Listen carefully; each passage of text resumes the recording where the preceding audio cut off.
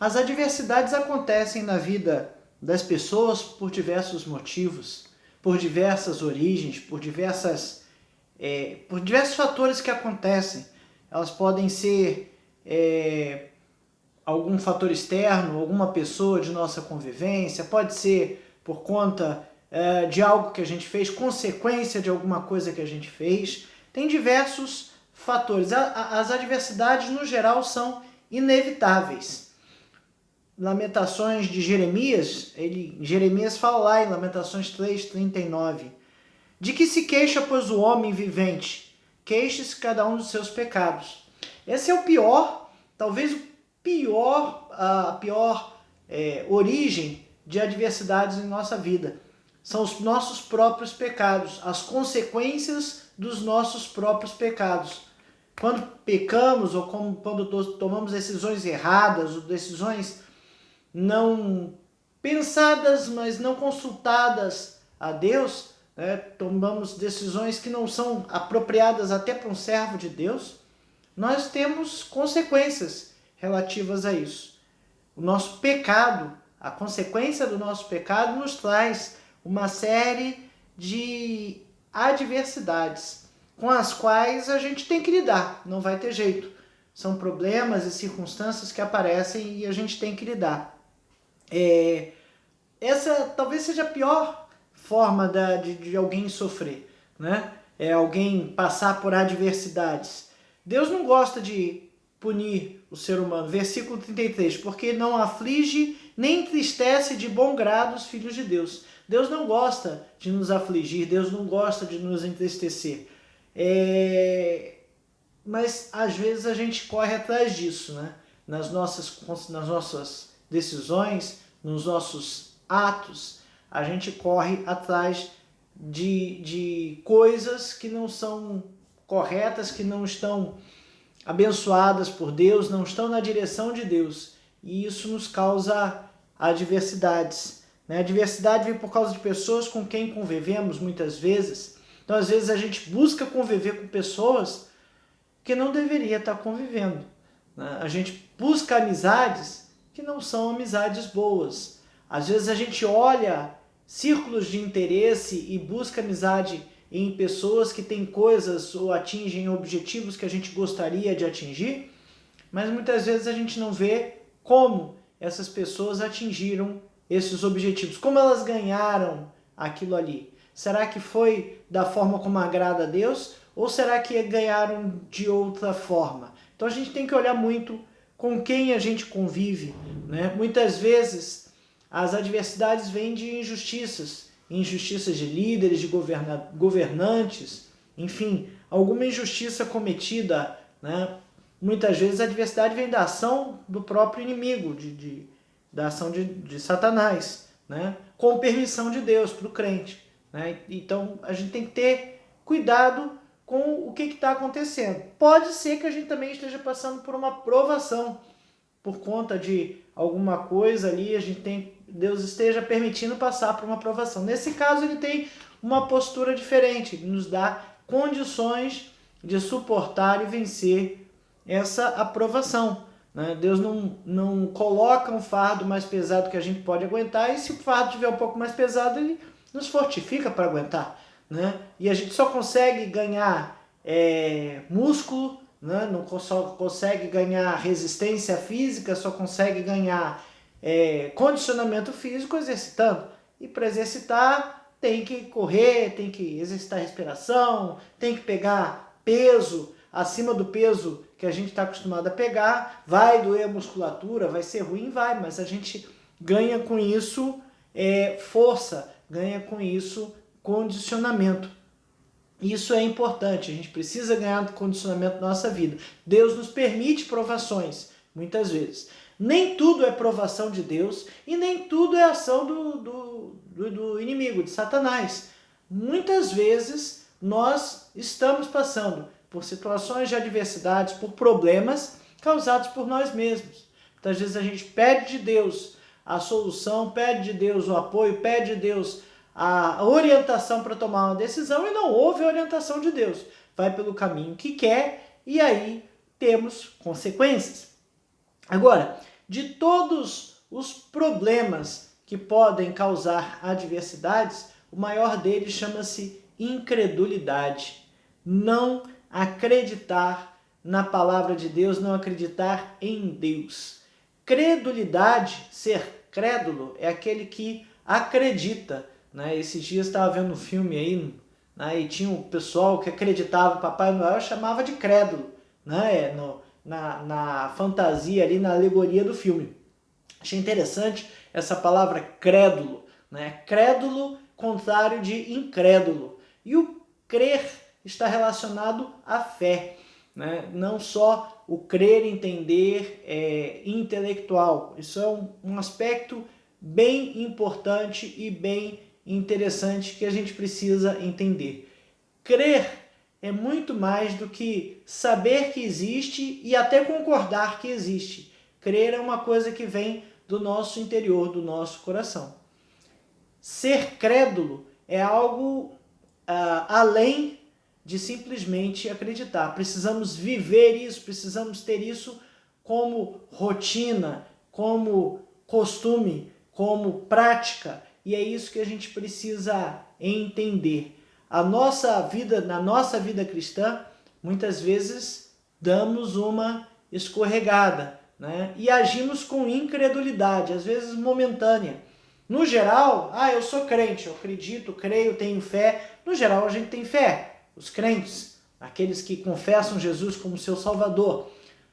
Mas muitas vezes, em alguns pontos, em alguns momentos, a gente age como verdadeiros incrédulos. E a primeira reação, muitas vezes, em vez de orar, entregar a Deus e confiar e esperar, a primeira reação é de desespero e de insegurança e entrar numa situação lastimável, né? E a gente precisa ter muita atenção com esse aspecto, porque a credulidade é algo que a gente precisa estar com ela assim, afiadinha o tempo todo. Essa é a lição número 10 da revista Palavra e Vida, edição número 67. A revista Palavra e Vida é editada pela Convenção Batista Fluminense, distribuída gratuitamente pelo site batistafluminense.org.br.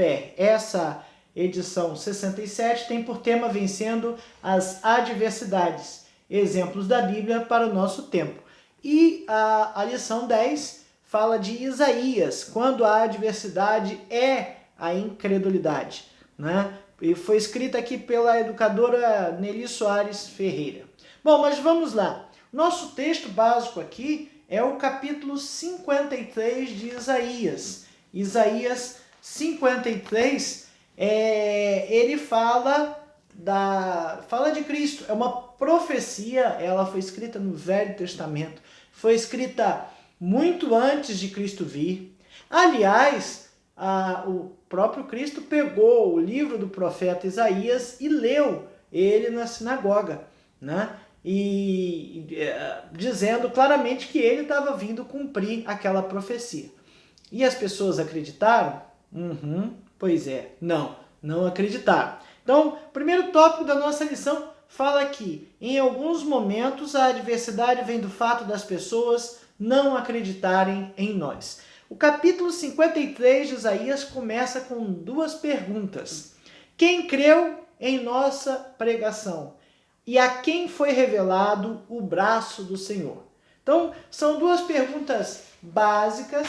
E Isaías vem nesse capítulo 53 falando sobre o Messias, falando sobre a obra de substituição que ele veio e se fez homem, né? E morreu por nós, pelos nossos pecados, no nosso lugar. É uma obra de substituição. A autora cita aqui Spurgeon, né? Fala que o capítulo 53 de Isaías é uma Bíblia em miniatura, o Evangelho em sua essência, porque ele fala de forma vigorosa e magnificamente o princípio da substituição. Jesus vindo para nos substituir. E ele começa com essas duas perguntas. Quem creu em nossa pregação e a quem foi revelado o braço do Senhor? Quem creu na pregação vem algo um pouquinho mais, talvez, falando um pouquinho mais sobre isso, né? O que quer dizer quem creu na nossa pregação? Né? Quem creu nisso que nós estamos falando? Né? Quem creu no que nós ouvimos e quem creu no que nós vimos? Quem creu no que pregamos? Quem creu nisso tudo? Isaías está aqui falando, olha, versículo 2, porque foi subindo como renovo perante ele, como raiz de uma terra seca, não tinha aparência nem formosura. Olhando-mo, mas nenhuma beleza havia que nos agradasse. Ele era desprezado, mas rejeitado entre os homens, homem de dores e que sabe o que é padecer. E como um de quem os homens escondem o rosto, era desprezado, e dele não fizemos caso. Certamente ele tomou sobre si as nossas enfermidades e as nossas dores, levou sobre si, e nós reputávamos por aflito, ferido de Deus e oprimido, mas ele foi transpassado pelas nossas transgressões e moído pelas nossas iniquidades. O castigo que nos traz a paz estava sobre ele, e pelas suas pisaduras fomos sarados. Todos nós andávamos desgarrados, como ovelhas, cada um se desviava pelo caminho, mas o Senhor fez cair sobre ele a iniquidade de todos. Ele foi oprimido e humilhado, mas não abriu a boca. Como cordeiro foi levado ao matador, e como ovelha muda perante seus tosqueadores, ele não abriu a boca. Por juízo o opressor foi arrebatado, e de sua linhagem quem dela cogitou? Porque foi cortado da terra dos viventes, por causa da transgressão do meu povo foi ele ferido. Designaram-lhe a sepultura com os perversos, mas com o rico esteve na sua morte, posto que nunca fez injustiça, nem dolo algum se achou em sua boca. Olha que interessante, isso foi escrito muitos anos antes de Jesus vir, e ele veio cumprindo todas essas coisas, inclusive depois de morto. Todavia, ao Senhor agradou moê-lo, fazendo enfermar, quando der ele a sua alma como oferta pelo pecado, verá a sua posteridade e prolongará os seus dias, e a vontade do Senhor prosperará nas suas mãos. Ele verá o fruto do penoso trabalho de sua alma e ficará satisfeito. Meu servo, o justo, com o seu conhecimento justificará muitos, porque as iniquidades deles levará sobre si. Por isso eu lhe darei muitos como a sua parte, e com os poderosos repartirá ele o despojo, porquanto derramou a sua alma da morte. Porquanto derramou a sua alma na morte. Foi contado com os transgressores, contudo levou sobre si o pecado de muitos, e pelos transgressores intercedeu. Veja que Isaías está contando algo que vai acontecer muito no futuro, né? E ele está aqui falando da obra de substituição do Cristo, que ele viria, que morreria pelos nossos pecados, pelo meu e seu, e os pecados dele naquele passado, né? E que o castigo que nos traz a paz estava sobre ele. Então, quem ouviu, quem creu nessa pregação? Ninguém. A resposta é bem simples, ninguém. Ficou um negócio muito assim, talvez, estranho, né? O fato é que não tinha como ter uma crença nisso, não tem como ter uma crença nisso, sem que aconteça algo de experiência. A gente precisa entender que Deus existe, mas para entender que Deus existe, a gente precisa de uma experiência com Ele. A gente precisa que Deus atue em nossa vida para que a gente possa entender isso. Quando eu era pequeno eu ouvia muito, né? Eu peço a Deus uma experiência pessoal com Ele. É isso. Eu preciso que Deus haja na minha vida para que eu sinta a sua presença, a sua mão, o seu poder, controlando e coordenando, fazendo as coisas acontecerem, me apoiando, para que eu de fato tenha essa revelação divina, né? Pessoal, eu entender que Deus está comigo, né? Não é apenas o discernimento. Não é apenas saber, mas o sentir, o entender com o coração, entender com o sentimento. A segunda pergunta que aparece ali é quem foi revelado o braço do Senhor. O braço revela poder, a onipotência, o poder de Deus, mas também revela a forma como Deus resolveu fazer as coisas, né? A quem foi revelado o braço do Senhor. O braço está ligado à mão, né? A gente, para fazer alguma coisa, tem que ter ali um braço, uma mão, para que aquilo aconteça, né? Para ter uma ação em cima daquilo ali. E Deus, a imagem aqui de Deus fazendo alguma coisa com seu braço forte. Geralmente o braço é onde tem força. A mão a gente tem alguma força, sim, mas geralmente quando eu pego um peso, eu preciso agarrar, mas eu preciso levantar, eu preciso dobrar meus músculos, né? Então eu preciso ter um braço forte, né? O poder onipotência. A pergunta é quem poderia ter imaginado que o poder libertador do Senhor seria dessa forma, né? Isaías já está falando lá atrás, olha, era uma pessoa humilde e seria uma pessoa humilde. Viria o Messias, aquele que morreria por nossos pecados, seria alguém humilde, que ninguém daria a bola para ele, que não era uma pessoa bonita, né? Não, assim, ele fala ali, olha, vamos, o rosto era, e versículo 3, e como um de quem os homens escondem o rosto, era desprezado, e dele não fizemos caso. Não era uma pessoa que chamava atenção, né? Era algo, alguém assim, humilde, comum, normal, né? Não tinha nada de excepcional na estrutura física dele, né? E por conta disso, as pessoas o desprezaram. Veja, esses livros de Isaías foram propagados por muito tempo.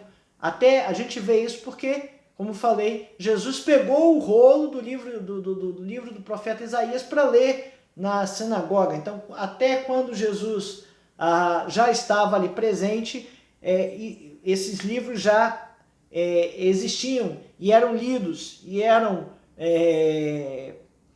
publicados, eram propagados, eram pregados, né? Mas veja, a salvação não veio da forma como se esperava, como queriam, um rei com poder e glória, com um exército que tomaria o poder de Israel e faria frente às outras nações. Não foi assim, né? Foi alguém humilde que fez isso, né? O povo mostrava-se rebelde e inflexível.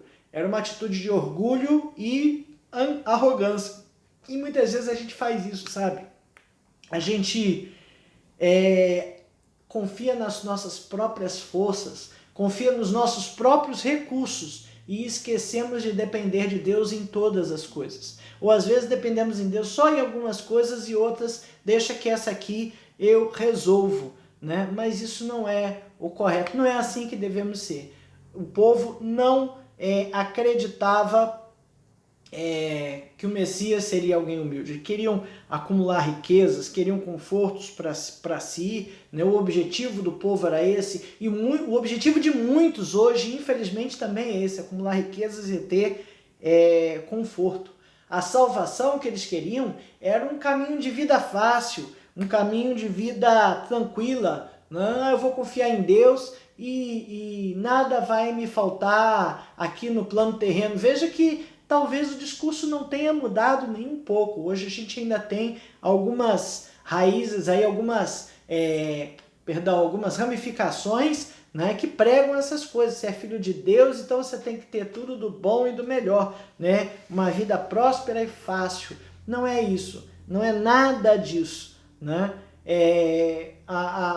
A mensagem da salvação, o Messias que veio para salvar, ele não tinha poder, ele não tinha poder terreno, tinha poder espiritual, mas não tinha poder terreno, não tinha exércitos, cavalos e coisas dessa natureza. Ele era humanamente humilde. Tinha todo o poder dado por Deus, sim, mas era humanamente humilde, né? Veja, João 1,11, veio para o que era seu, e os seus não o receberam. Então ele veio para os judeus, e os judeus não o receberam. Eles queriam outra coisa, né? Eles queriam algo com poder, glória, com exércitos, com um poderio que fizesse frente a Roma. O Império Romano naquela época dominava tudo, né?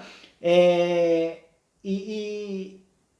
essa forma de Deus executar o nascimento terreno de Jesus,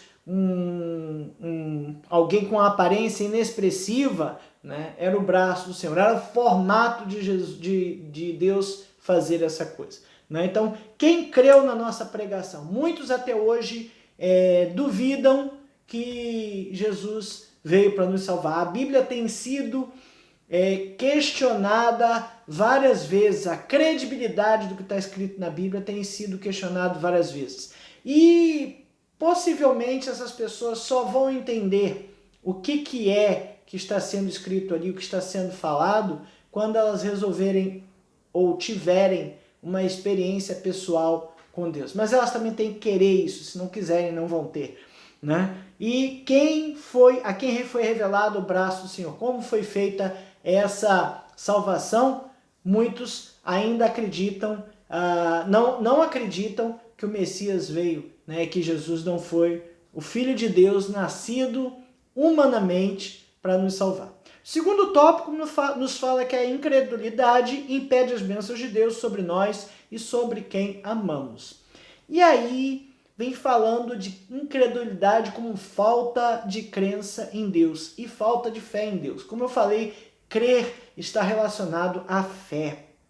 Fé está relacionada ao coração, não intelecto, né? Não intelecto. A comentarista colocou aqui bem interessante, a incredulidade não é a falta da compreensão intelectual, mas de desobediência face às ordens claras de Deus. Então a incredulidade não é porque eu não acho que Deus existe, não acho que Jesus veio e nem acho que ele veio para salvar, né? Eu posso entender intelectualmente isso, mas eu preciso me jogar a isso, eu preciso estar dentro dessa ideia, eu preciso confiar em Deus a ponto de entregar a Ele a minha vida, todo o meu viver, tudo o que eu tenho. Você já experimentou estar confiado a sua vida a uma pessoa? Quando a gente vai para uma cirurgia muito complicada, a gente confia a nossa vida a outra pessoa, não é isso? O médico que está ali operando, a gente está confiando na nossa vida. Às vezes não temos opção, acontece. Mas às vezes, quando é uma cirurgia eletiva, que eu posso dizer quando eu quero, como eu quero, né, a gente confia a nossa vida a outra pessoa. E será que a gente tem confiado nossa vida a Deus por completo? E a incredulidade, ela causa alguns problemas. Veja, Romanos 3,3 diz lá, se alguns não creram, a incredulidade deles virá desfazer a fidelidade de Deus? Não, Deus continua sendo fiel. E se alguns não crerem, né, ele continua sendo fiel. O problema é que, muitas vezes, essa incredulidade de alguns afeta a capacidade individual de receber benefícios. Na realidade, assim, a incredulidade de alguns, às vezes, afeta a comunidade toda. E a comunidade toda, por não ter fé, padece. Então a gente vê lá, em Hebreus 3,19, está falando assim, ó, vemos, pois, que não puderam entrar por causa da incredulidade. Hebreus está falando lá do Velho Testamento. Quando Moisés tirou o povo do Egito, que atravessou o deserto, em poucas semanas, ali acho que coisa de 2, 3 meses, se eu não me engano, já chegou na fronteira da Terra Prometida e mandou os 12 espias. Lembra dessa história? Os 12 espias ficaram 40 dias lá, dentro da Terra Prometida e voltaram. 10 disseram que a terra era boa. Todos eles disseram que a terra era boa, que os frutos eram incríveis. Mas 10 disseram que o inimigo era grande e impiedoso, as cidades eram fortificadas e que eles não tinham condições de entrar lá. 2 nomes, Josué e Caleb, disseram que não, as cidades são fortificadas, os inimigos são piedosos, mas Deus vai nos dar isso. E essa incredulidade desses 10 se espalhou pelo povo. E se espalhando pelo povo, né, tocou aquela bagunça e o povo todo, na sua maioria, ficou incrédulo. E Deus proibiu que o povo entrasse na terra prometida. E por causa desses 40 dias, aquele povo passou 40 anos no deserto. E muitos deles morreram sem entrar na terra prometida. Veja que a incredulidade de alguns contaminou o todo, ou contaminou a maioria, e essa maioria não pôde entrar na terra prometida. E a minoria que acreditava ficou 40 anos esperando por causa dos outros. Josué e Caleb tiveram que esperar 40 anos para entrar na terra prometida, né? Imagina como esses dois ficaram ali, né? Esses 40 anos, né, pensando que já poderiam estar lá desfrutando do descanso, desfrutando de uma terra que manava leite e mel, que é uma terra que Deus deu ao povo de Israel, e não foram por causa de 10 que espalharam aquela confusão ali no povo, e o povo, no geral, ficou incrédulo, e por conta da incredulidade, não a incredulidade que a terra era boa, mas a incredulidade no poder de Deus, que Deus não teria poder para reverter a situação, que não teria como reverter a situação. Você já viu aquela expressão, agora não tem saída? Muitas vezes a gente usa essa expressão de forma totalmente indevida, né? Aliás, muitas vezes não. Sempre usamos de forma indevida, porque sempre tem uma saída. Deus tem uma saída, da forma dele, do jeito dele, mas temos uma saída. Os nazarenos também não viram muitos milagres de Cristo. Mateus 13:58 fala, e não fez ali muitos milagres por causa da incredulidade deles. Veja, pessoas deixaram de ser curadas por Cristo e milagres acontecer por causa da incredulidade do povo. Então, os descrentes limitam-se ao que podem ver e conhecer, né? E aí a gente vê que não é assim, não é ver para crer. A gente precisa fazer o contrário, a gente precisa crer para ver, né? Tomé disse que só ia acreditar que Jesus ressuscitou se colocasse o dedo na ferida, não é isso? Ele teve que ver para crer, mas a gente precisa crer para ver. Não estou falando em coisas extraordinárias que Deus não nos promete. Eu estou falando nas coisas que a gente precisa ver no dia a dia. Marcos 9:23 fala, olha, tudo é possível aquele que crê. Lá em Marcos 9, né, teve um pai que foi pedir a Jesus que o curasse o seu filho, né, e ele começou assim, se tu podes alguma coisa, tem compaixão de nós e ajuda-nos. Versículo 22. Veja que o pai estava sofrendo uma crise de crença ali complicadíssima, porque ele foi atrás de Jesus para pedir um milagre, mas chegou atrás de Jesus para pedir um milagre não acreditando, quer dizer, ele acreditava, mas não acreditava, um negócio assim bem louco, não parece? Porque ele fala, se tu podes alguma coisa, tem compaixão de nós e ajuda-nos. O pai está dizendo, se é que você tem poder, se é que o Senhor tem poder, Jesus, né? Nos ajude. Esse se tu podes revela uma incredulidade tamanha. Mas, por outro lado, tem um pouco de fé nisso tudo, porque o pai foi lá pedir para Jesus. Né? Aquela história, eu não sei para que lado eu vou atacar. E Jesus responde, se podes, tudo é possível ao que crê. Jesus, ele inverteu. Tudo é possível ao que crê.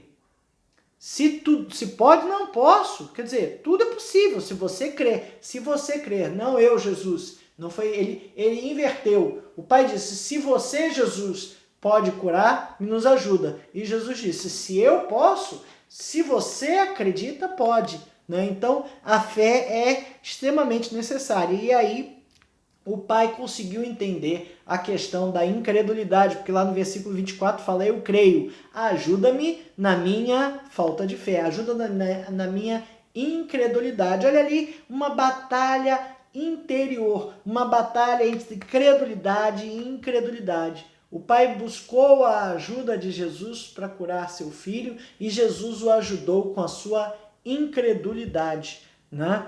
Veja que a incredulidade, a desobediência, a rebelião é uma afronta a Deus. 1 João 5,10, importante ler esse texto e alguns outros aqui da Bíblia. 1 João 5,10 diz assim: aquele que crê no Filho de Deus tem em si o testemunho. Aquele que não dá crédito a Deus o faz mentiroso. Opa! Porque não crê no testemunho que Deus dá acerca do seu Filho. Se você não crê em Cristo, está chamando Deus de mentiroso. É o que está escrito aqui. Complicado isso, né? E veja que isso é, por si só, pecado. Como é que eu vou chamar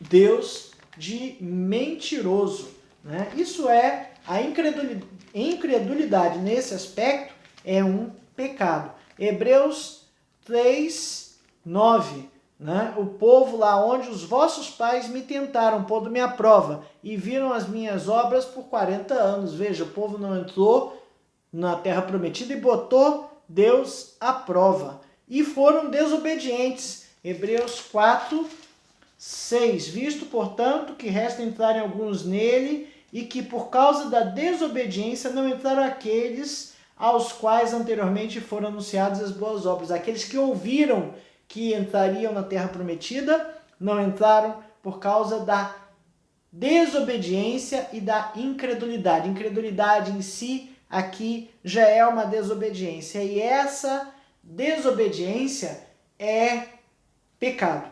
Mas a incredulidade, né? Hebreus 3, 12, né? É uma expressão prática. Tende cuidado, irmãos, jamais aconteça haver em qualquer de vós perverso coração de incredulidade que vos afaste do Deus vivo.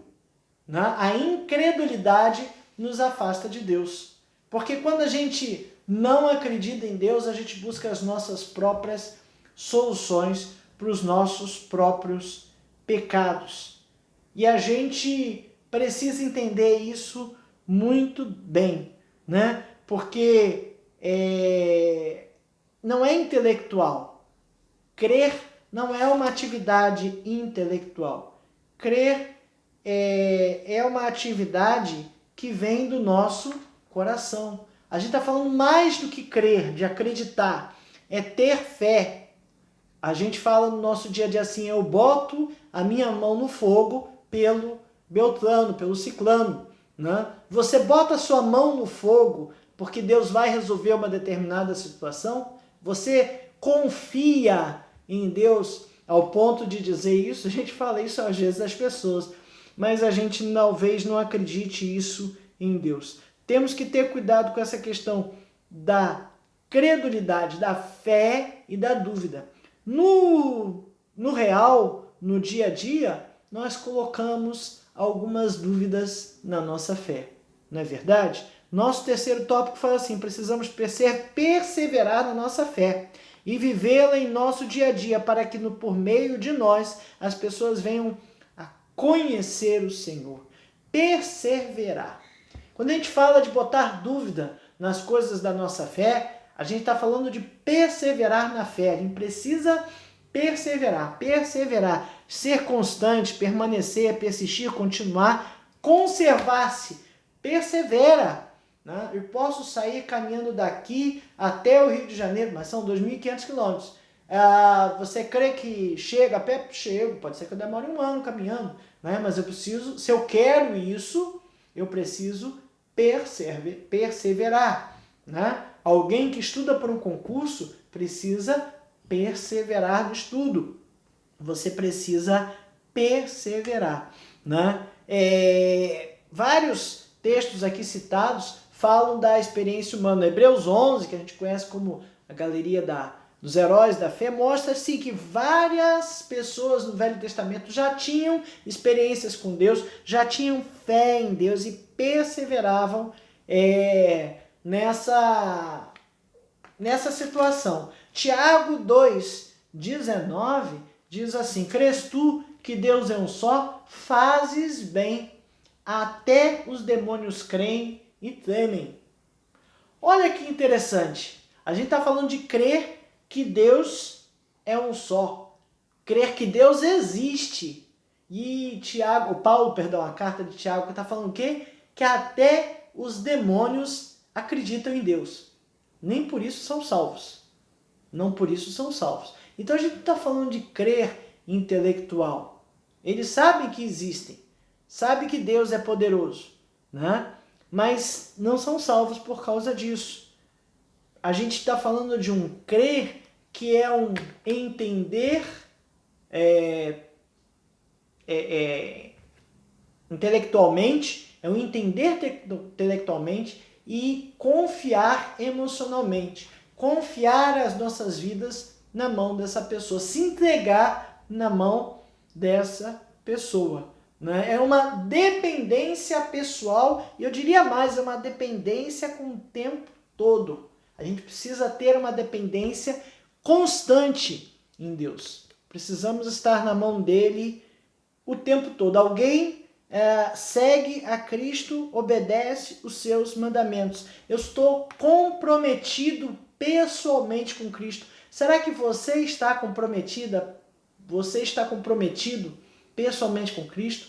Será que os atos da minha vida mostram que eu estou comprometido com Cristo? Não é só seguir as regras, é ter a sua vida na mão dele e deixa ele fazer o que ele achar melhor. Será que eu consigo fazer isso? Será que você consegue fazer isso? A fé faz parte da vida cristã, do início até o fim. A fé cristã é comunitária, sabe? A gente vê ali no Velho Testamento prova disso, porque alguns desacreditaram, o povo ficou aguardando que alguma coisa acontecesse. Por 40 anos, o povo ficou aguardando a hora de entrar no deserto, porque alguns foram descrentes. Efésios 2, versículos 8 e 9, dizem assim pra gente: porque pela graça sois salvos mediante a fé. A salvação vem pela fé. Isso não vem de vós, é dom gratuito de Deus, não de obras para que ninguém se glorie. Né? Versículo 10 ainda acaba assim: as quais Deus de antemão preparou para que andássemos nelas. As boas obras são coisas que temos que fazer no dia a dia, porque Deus nos preparou para isso, mas não são essas boas obras, não são essas obras que vão nos dar a salvação. Vai nos dar a salvação é a graça, é de graça. Não temos, não fizemos e não vamos fazer nada por merecer a salvação. Ela foi dada de graça. E o que a gente tem que fazer? Crer, ter fé e andar nesta fé, estar comprometido com Deus. Deus comprometeu o seu filho, o seu unigênito filho, o único filho, morrendo numa cruz, padecendo dores, para que eu e você pudéssemos ter a vida eterna. Ele comprometeu o que ele tinha de melhor. E você, o que está comprometendo para Deus? Qual é o meu compromisso? Qual é o seu compromisso? Precisamos estar o tempo todo honrando esse compromisso, fazendo com que esse compromisso seja lembrado e reforçado. Né? Temos que ser sal da terra, luz do mundo. Mateus 5, 13 a 16, Jesus está falando assim: vós sois sal da terra, luz do mundo. O sal tem que salgar, a luz tem que iluminar, tem que fazer a diferença. O seu comportamento tem que exalar o perfume de Cristo. Sabe? Quando alguém bota o perfume, chega ali no ambiente que a gente está, aquele cheiro do perfume enche. Né? A gente tem que fazer isso. Né? Isso tem que ser um estilo de vida. Como eu digo sempre, musculação, condicionamento. Tem que ler a Bíblia, tem que estudar a Bíblia, tem que orar, tem que ter intimidade com Deus. para que a gente possa testemunhar. Olha que interessante, testemunhar não é algo que fazemos, é algo que somos. Eu não preciso estar preocupado com o meu testemunho. O meu testemunho tem que ser algo que acontece por consequência daquilo que eu já faço naturalmente, né? Isso é ter uma vida comprometida com Deus, é estar na sua obra, fazendo o seu trabalho, ser servo, não ser senhor, né? A fé tem o seu significado enfraquecido, né, quando a gente ouve falar nos nossos dias de tenha autoconfiança. Autoconfiança vai na contramão de fé, né? Se eu tenho confiança em mim mesmo, quer dizer que eu não dependo de ninguém. Se eu não dependo de ninguém, eu não dependo de Deus. Muito pelo contrário, eu não tenho confiança que algumas coisas eu vou conseguir. Muitas coisas eu não vou conseguir realmente. As mais fáceis e bobinhas eu faço. Mas aquelas que são difíceis, eu preciso depender de Deus. Precisamos ter uma forte confiança que Deus há de contemplar as coisas que precisamos e as coisas que Ele tem para nós. Para pensar e agir. Paulo exorta os crentes a examinar a sua fé. Lembra lá em 2 Coríntios? 2 Coríntios 13, tem lá, deixa eu ler aqui para os irmãos. 2 Coríntios 13, 5 fala assim: examinai-vos a vós mesmos, se realmente estáis na fé. Provai-vos a vós mesmos. Examinai-vos a vós mesmos. Provai-vos a vós mesmos. Ou não reconhecer que Jesus Cristo está vivo, se não é que já estás reprovado.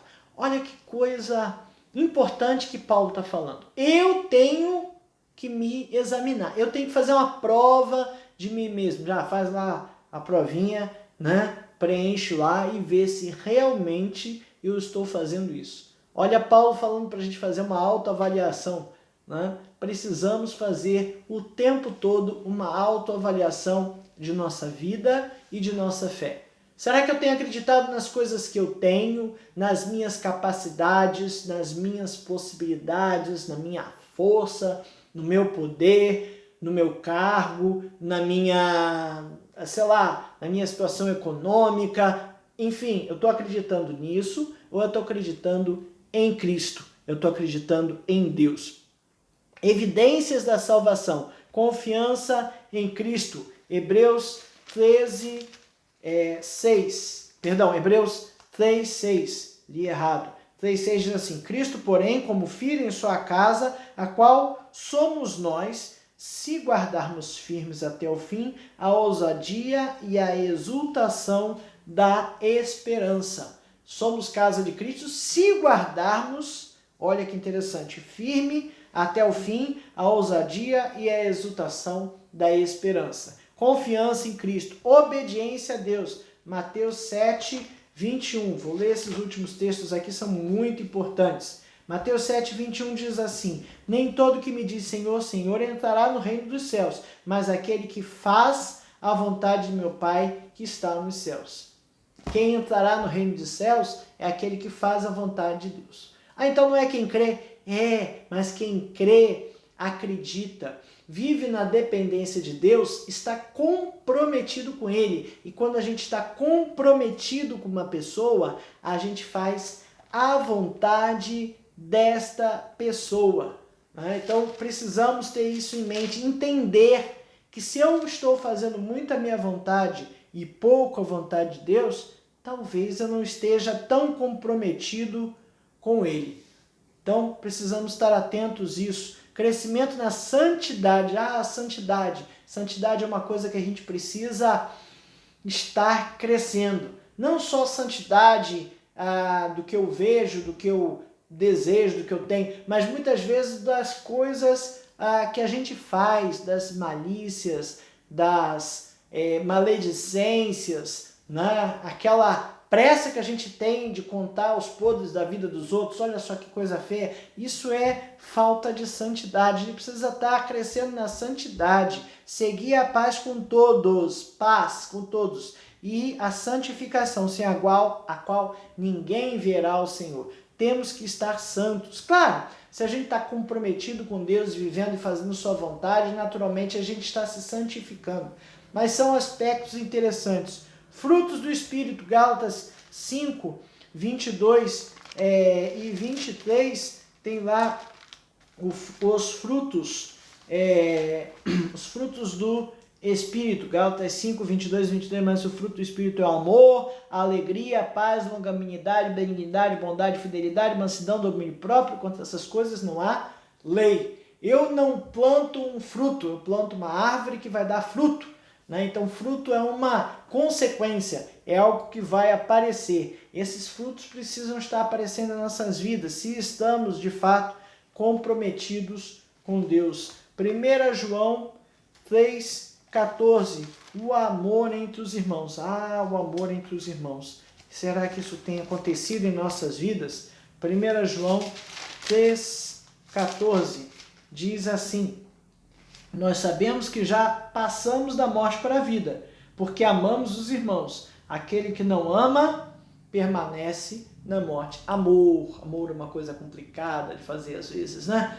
A gente se enrola para fazer isso, porque o amor tem que perdoar, o amor é paciente, o amor é isso, o amor é aquilo, tudo ali que Paulo botou lá em 1 Coríntios 13, né? E a gente se enrola para fazer coisas simples. E eu estou falando só dos irmãos, ou seja, daqueles da mesma fé. Será que eu tenho amado os meus irmãos? Influência positiva sobre as outras pessoas. Mateus 5,16. Mateus 5,16 diz assim: assim brilhe também a vossa luz diante dos homens, para que vejam as vossas boas obras e gloriem a vosso Pai que está nos céus. Será que a minha luz tem brilhado e eu tenho sido sal na terra? O apego aos ensinos dos apóstolos. 1 João 4,2. 1 João 4,2 diz assim: nisto conheceis o Espírito de Deus. Todo espírito que confessa que Cristo veio em carne é de Deus. Veja, nessa época aqui já tinha gente dizendo que Jesus foi um espírito que habitou por aqui, que ele não se fez carne. A gente acredita no Salvador 100% homem e 100% Deus ao mesmo tempo. Ele veio em carne. Se você não acredita nisso, então está longe daquilo o que aconteceu e daquilo que os apóstolos pregavam, né? É importante que a gente tenha esse foco no conhecimento, foco nos ensinos de Cristo. Romanos 8, 15 e 16, por fim, diz assim: porque não recebestes o espírito de escravidão, para viverdes outra vez atemorizados. Não recebeste o espírito de escravidão para viveres atemorizados, mas recebeste o espírito de adoção, baseados no qual clamamos: Abba, Pai. O próprio Espírito testifica com o nosso espírito que somos filhos de Deus.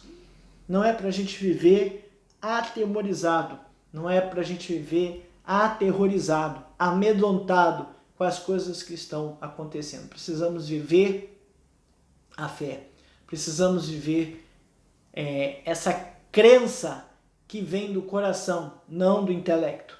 Não é entender, aceitar e dizer que Deus, Jesus é o Filho de Deus, pronto, acabou. Não, é mais do que isso, é muito mais do que isso.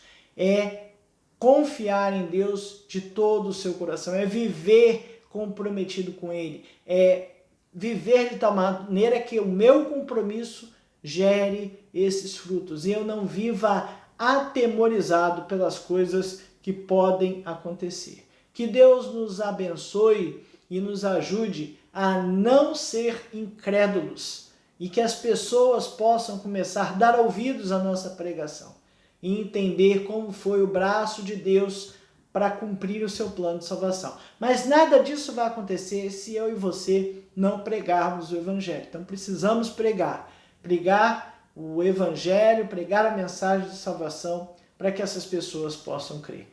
Que Deus nos ajude nas nossas incredulidades.